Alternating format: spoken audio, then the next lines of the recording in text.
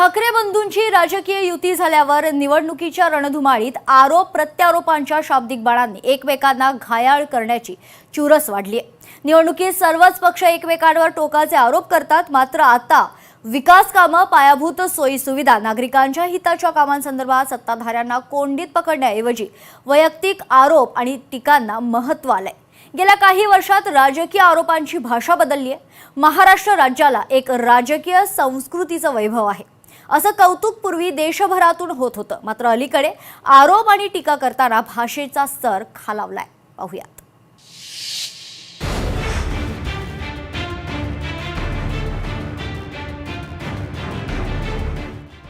निवडणुकीच्या रणधुमाळीत आरोप प्रत्यारोपांचे शाब्दिक बाण, सत्ताधाऱ्यांना कोंडीत पकडण्याऐवजी वैयक्तिक आरोप। गेल्या काही वर्षात राजकीय आरोपांची भाषा बदलली। ठाकरे युतीनंतर रणनीतीबाबत प्रमुख पक्षांचे पुन्हा मंथन।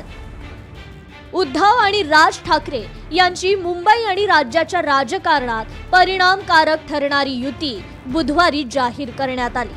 त्यानंतर महायुतीतील भाजप शिवसेनेचं जागा वाटप, काँग्रेसची स्वबळाची घोषणा, दोन्ही राष्ट्रवादीची निवडणूक रणनीती या सगळ्या घडामोडींवर त्याचा प्रत्यक्ष अप्रत्यक्ष परिणाम अपेक्षित आहे। गेल्या अनेक वर्षात बाळासाहेब ठाकरेंच्या एकसंघ शिवसेनेनं अनेक महापालिकांमध्ये सत्ता गाजवली। शिवसेनेत अनेक बंड झाले, त्याचा परिणाम त्यावेळी संबंधित नेत्यांच्या विभागात दिसून आला। आता उद्धव ठाकरे यांचा शिवसेना पक्ष राज ठाकरेंच्या मनसेसोबत आल्यामुळे स्थानिक मतांचं विभाजन वेगळ्या पद्धतीनं होण्याची अधिक शक्यता आहे। या युतीनंतर सर्वच राजकीय पक्षांना त्यांच्या निवडणूक रणनीतीवर आणि जागा वाटपाच्या चर्चांवर पुन्हा मंथन करणं अपरिहार्य झालंय। या सर्व घडामोडींवर आरोप प्रत्यारोपांना मात्र राजकीय उधाण आलंय। ते एकत्रित आले याचा मला आनंदच आहे। ते एकत्रित येण्यामुळे फार काही घडेल राजकीय दृष्ट्या, असा जर कोणाचा समज असेल तर तो बाळबोध समज आहे। निवडणुकीतलं आपलं अस्तित्व टिकवण्याकरता जे काही करावं लागतं त्या दृष्टीने दोन पक्ष जे अस्तित्वाकरता लढतात त्यांनी केलेली युती आहे।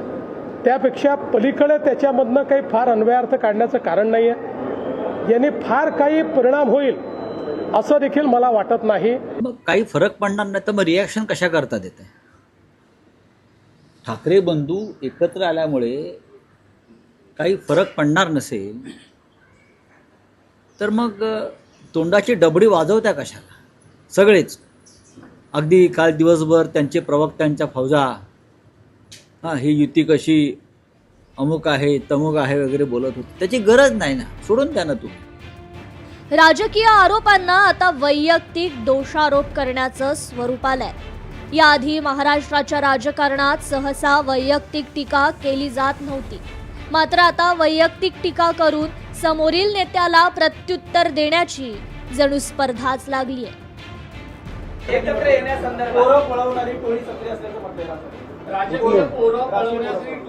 अरे जे आपली पोरं सांभाळू शकत नाही ते मुंबई काय सांभाळणार, राज्य काय सांभाळणार? शिंदेने पण स्वतःच मुलं सांभाळावीत ना। भारतीय जनता पक्ष त्यांची मुलं पळवणार आहे।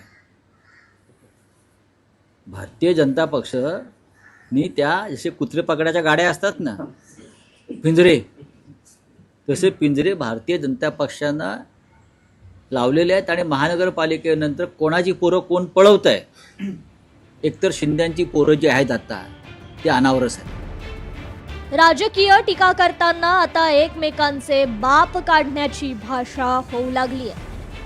तर शिंद्यांची पोरं जी आहेत आता ते अनावरच आहेत, स्वतःची पोरं नाही, ते अनावरच आहेत। त्यांचा पक्ष जो त्यांना मिळालेला आहे तो चोरीचा आहे। ज्या पक्षाचा बापच चोरलेला आहे, चोरीचा आहे, अनावरच आहे, बापच अनावरच आहे।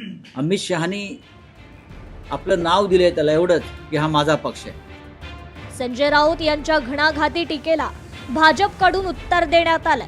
जागा वाटपाचा आकडा न सांगणारे राऊत मटक्याचे आकडे लावण्यात एक्सपर्ट असल्याचा आरोप करण्यात आलाय।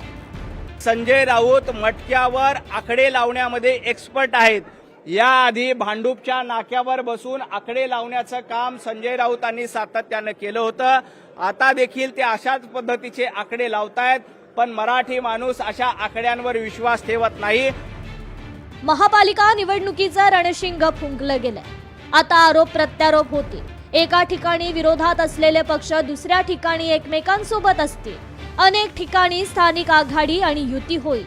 आता एकमेकांविरोधात भांडणारे पक्ष नंतर सत्तेत एकमेकांसोबत असतील, हे आता महाराष्ट्राला नवं नाहीये. राजकारणात काहीही शक्य आहे. त्यामुळे राजकीय धुरळा उडवताना वैयक्तिक आरोप आणि टीका यांचा स्तर मात्र खाली जाणार नाही, याची काळजी लोकप्रतिनिधींनी घ्यायला हवी. ब्युरो रिपोर्ट, लोकशाही मराठी, मुंबई.